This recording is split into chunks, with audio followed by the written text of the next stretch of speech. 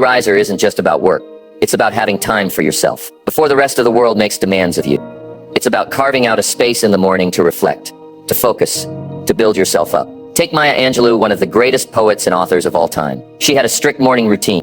She would wake up, head to a quiet place, and write in solitude for hours before the world could interfere. That quiet time in the morning wasn't just a habit.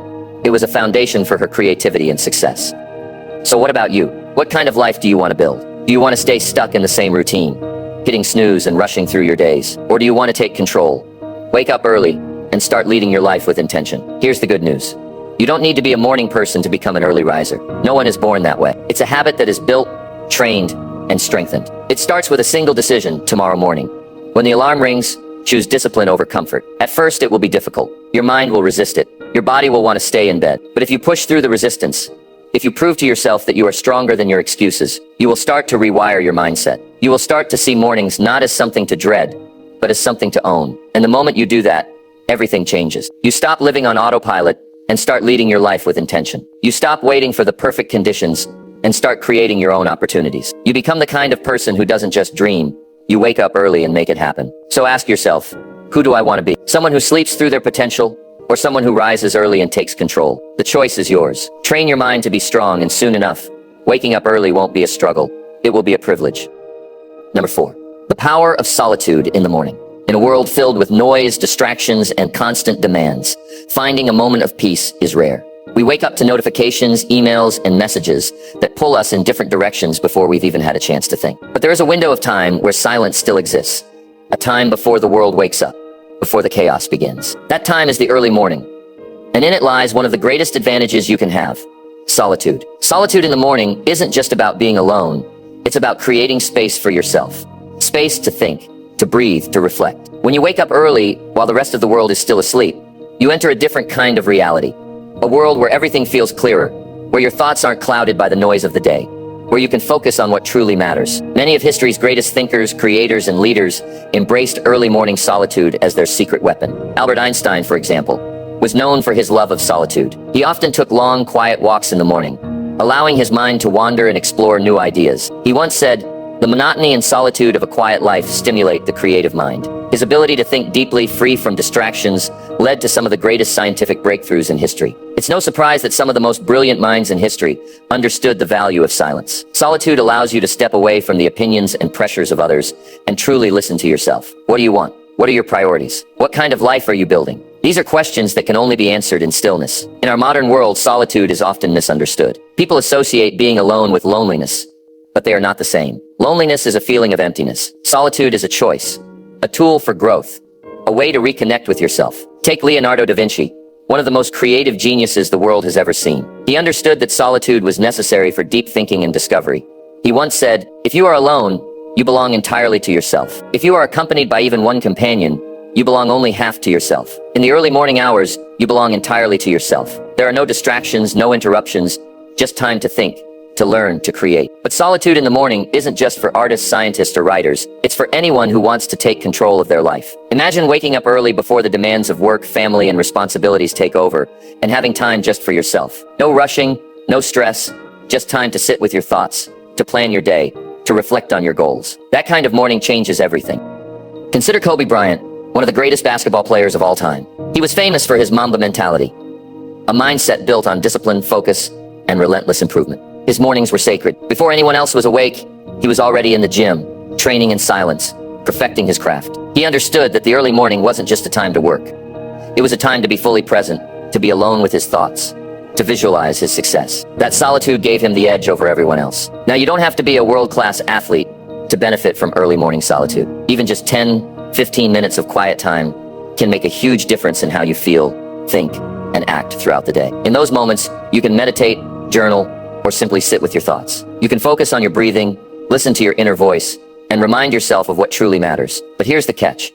Most people avoid solitude. They fear being alone with their thoughts. They distract themselves with social media, entertainment, or endless tasks because they don't want to sit in silence. But silence is where growth happens. It's where you confront your fears, your doubts, and your dreams. It's where you gain clarity and direction. Even the greatest leaders in history understood this. Mahatma Gandhi, a man who led a movement that changed the world, dedicated time every morning to solitude. He would wake up early, sit in silence, and reflect, before facing the challenges of the day. He believed that if he didn't take time to center himself, he wouldn't be able to lead effectively. The same principle applies to you. If you don't take time for yourself in the morning, the rest of the world will take your time for you.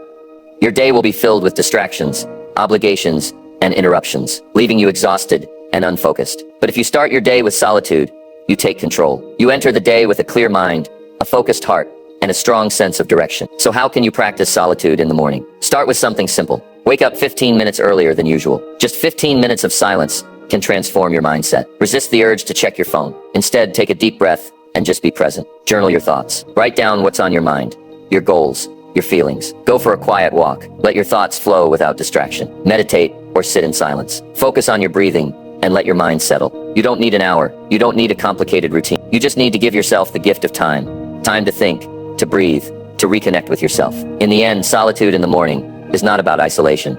It's about empowerment.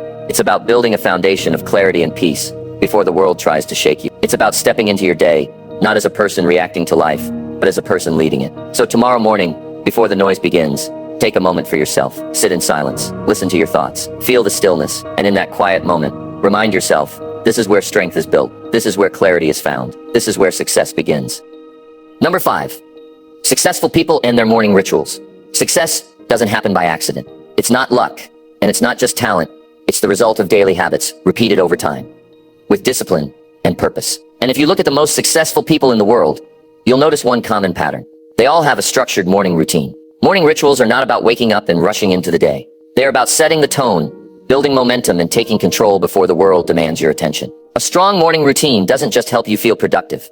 It trains your mind and body for success. Consider Benjamin Franklin, one of the most brilliant minds in history. His morning routine was simple, yet powerful. The first thing he did each day was ask himself a question. What good shall I do this day?